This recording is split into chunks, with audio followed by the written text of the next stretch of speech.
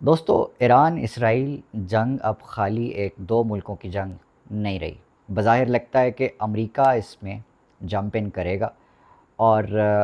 جو جس طرح کے بیانات سامنے آ رہے ہیں، پہلے جو ٹرمپ صاحب ہیں وہ بہت زیادہ کنفیوز تھے۔ G7 کے اجلاس سے بھی اٹھ کر واپس آ گئے، اور اس کے حوالے سے دو متضاد قسم کی باتیں وہ کرتے تھے۔ ایک تو ایران کو ڈائریکٹ دھمکی دیتے تھے رات کو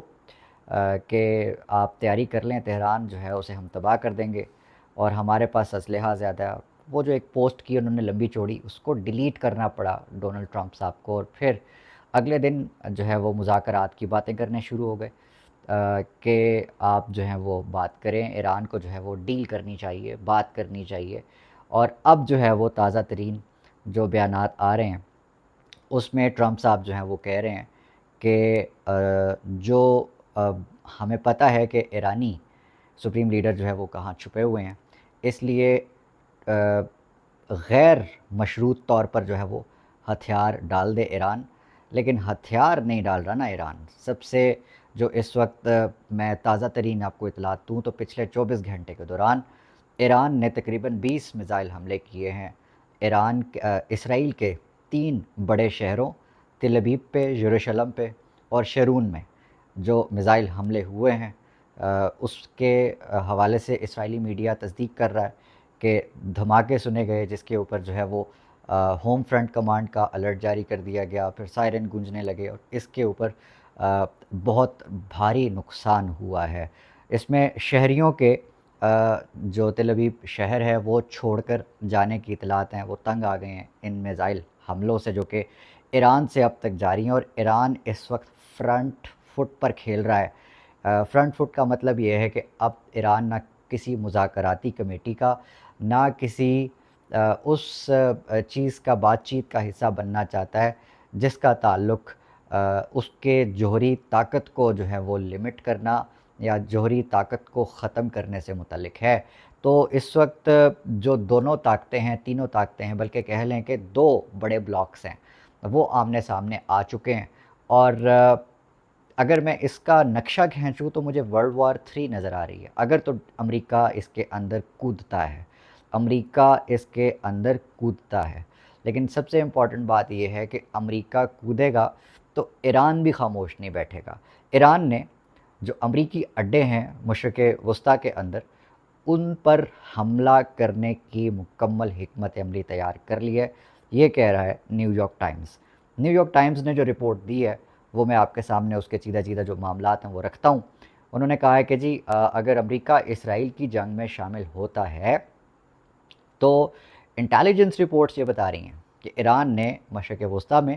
امریکی اڈوں پر حملوں کے لیے میزائل اور دیگر عسکری ساز و سامان تیار کر لیا ہے۔ یہ امریکی اخبار نیو یارک ٹائمز کا دعویٰ ہے۔ اس میں اب یہ بھی تفصیل شامل کر لیں کہ امریکہ آلریڈی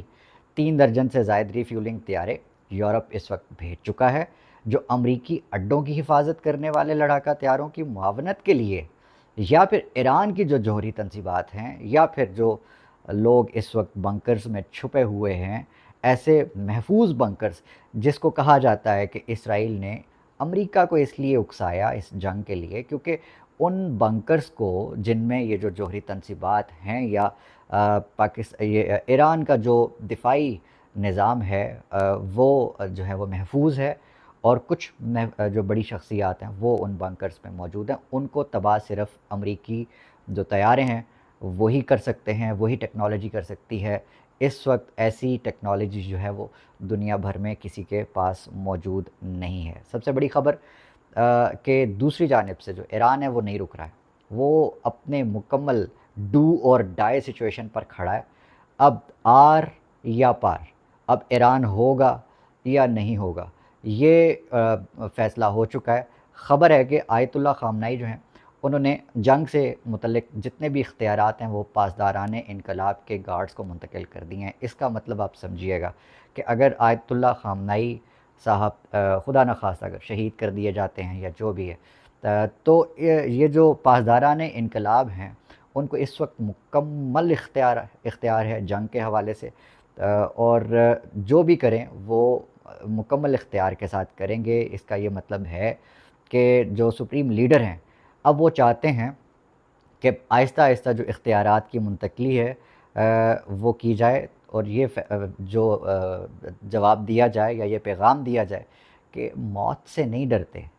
یہ جو ایرانی ہیں یہ بڑی ظالم قوم ہے، یہ خود مرنے سے نہیں ڈرتی، یہ شہید ہونے سے نہیں ڈرتے۔ ہاں، مقصد ان کا ایک ہے، لڑنا ہے، اور لڑائی میں آپ نے پیچھے نہیں ہٹنا۔ اب ایران جو ہے وہ کتنا آگے جا سکتا ہے اس پورے معاملے میں، یہ ان ایکسپیکٹڈ تھا اب تک کا جو پورا معاملہ ہے۔ اس میں آپ نے دیکھا کہ ایران نے کس طرح سے اپنی لمیٹڈ ٹیکنالوجی کے ساتھ، اپنے صرف میزائل ٹیکنالوجی کا استعمال کرتے ہوئے اور دفاعی ٹیکنالوجی کا استعمال کرتے ہوئے جو پھینٹی اسرائیل کو لگائی ہے، اس پھینٹی کو اسرائیل پوری زندگی یاد رکھے گا اگر بچتا ہے تو، اس کا وجود اگر رہتا ہے تو، اسرائیل کا وجود جو کہ خطرے میں ہے۔ صاف نظر آ رہا ہے اس وقت ایران جتنی بھی دفاعی پوزیشن پہ ہو، جتنا بھی آپ ایران کا نقصان کر لیں آپ ایران کے جوہری، لیکن وہ کہتا ہے کہ اگر میں جاؤں گا تو میں تو اسرائیل کو بھی لے کر جاؤں گا، تو یہ میں تو ڈوبوں گا صنم، تو میں بھی لے کر ڈوبوں گا۔ یہ ایران کا اس وقت مکمل طور پر جو ہے وہ یہ ایک اعلان جنگ سمجھیے یا اب ڈو اور ڈائی والی سچویشن سمجھیے۔ اس میں جو اصل خبر ہے وہ یہ ہے کہ ایران کا اسرائیلی خفیہ ایجنسی موساد کے ہیڈ کوارٹرز پر حملہ جو ہے وہ یہ سب سے زیادہ خوفناک خبر تھی، اور یہ اس خبر نے پورے کے پورے اسرائیل کو ہلا کے رکھ دیا۔ اس کے بعد جو وہاں پہ ہو رہا ہے وہ میں آپ کو بتاتا ہوں۔ لوگ تنگ آ گئے ہیں ان میزائل حملوں سے، اور خبر یہ ہے کہ کچھ لوگ جو ہیں وہ کشتیوں کے ذریعے مطلب کہ بحری راستوں سے ملک سے فرار ہونے لگے ہیں۔ شہری ظاہرہ ان کا ایک حق ہے جان بچا کر بھاگنا، اور خبر یہ ہے کہ ایران اسرائیل جنگ کے دوران ایرانی میزائل حملوں سے تنگ اسرائیلی سمندری راستے سے جو ہے وہ ملک سے فرار ہونے لگے، کیونکہ کہا جا رہا ہے کہ فضائی حدود بھی اس وقت بند ہے، پروازیں بھی معطل ہیں۔ اس میں شہری جو ہے وہ اس وقت ایک آپشن ہے شہریوں کے پاس، اور وہ یہ ہے کہ وہ کشتیوں کے ذریعے بھاگیں یہاں سے، کیونکہ اس وقت ایران کے پاس اور ایران کے شہریوں کے پاس آپشن رہ تو کوئی نہیں گئی۔ اور اگر اس میں امریکہ،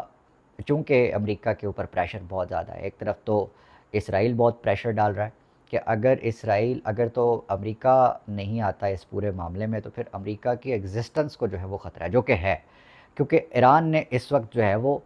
گلے سے گردن سے پکڑا ہوا ہے امریکہ کو بھی، اسرائیل کو بھی، اور یہ صرف اکیلا ایران کر رہا ہے۔ آپ یاد رکھیے گا، مسلم دنیا کی 57 ریاستیں، بے شرم بے غیرت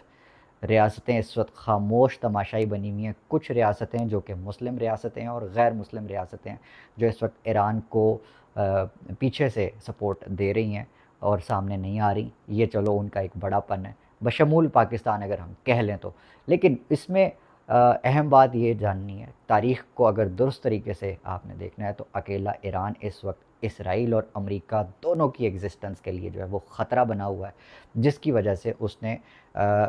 اسرائیل نے صرف ٹرمپ کو نہیں، یورپ کو اور پورے مغرب کو اس جنگ میں جو ہے وہ دھکیلنا ہے۔ لیکن ایران، میں اگین یہ کہہ دوں، اگر ایران نہیں رہتا تو پھر یہ یاد رکھیے گا کہ اسرائیل بھی اس دنیا سے کے معرض وجود سے جو ہے وہ مٹ جائے گا، وہ ختم کر کے۔ ایران ایسے نہیں جاتا، ایران اسرائیل کو ختم کر کے جائے گا، اور جتنی مرضی کوشش کر لے، اس وقت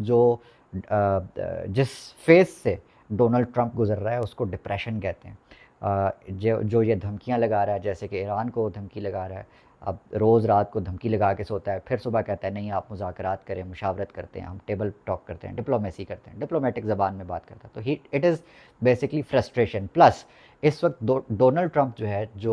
جسے کہتے ہیں نا کہ اعصاب کی جنگ ہار جانا، تو یہ اعصاب کی جنگ مکمل طور پر ہار چکا ہے۔ یہی وجہ کہ اتنی زیادہ فرسٹریشن کا شکار ہے یہ آدمی، G7 چھوڑ کے بھاگا ہے، اور بھاگا ہے، صحافیوں نے پوچھا کیوں بھاگ رہے ہو، تو اس کے پاس اس کا کوئی جواز نہیں تھا، وہ گیا ہے، اور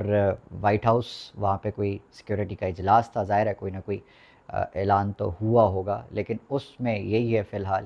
کہ جو ڈونلڈ ٹرمپ صاحب ہیں وہ ایران کو فائنل وارننگز دے رہے ہیں. سوال یہ ہے اور یہی اس وقت پوچھا جا رہا ہے، لوگ جاننا چاہتے ہیں، امریکہ اس جنگ میں کودے گا یا نہیں کودے گا، کتنا کودے گا، کس طرح سے ہٹ کرے گا، کیا کر سکتا ہے وہ، ایران کا کتنا کچھ بگاڑ سکتا ہے. یہ وہ ساری صورتحال ہے جو کہ اگلے 24 سے 48 گھنٹے میں جو ہے وہ پوری تصویر جو ہے وہ کلیئر ہو جائے گی. دیکھتے ہیں کہ کیا ہوتا ہے. اگلے ویلاگ میں ملاقات ہوتی ہے، تب تک اپنا اپنے آس پاس سب کا، اپنے پاکستان کا بہت خیال رکھیے گا. اللہ نگہبان. پاکستان زندہ باد.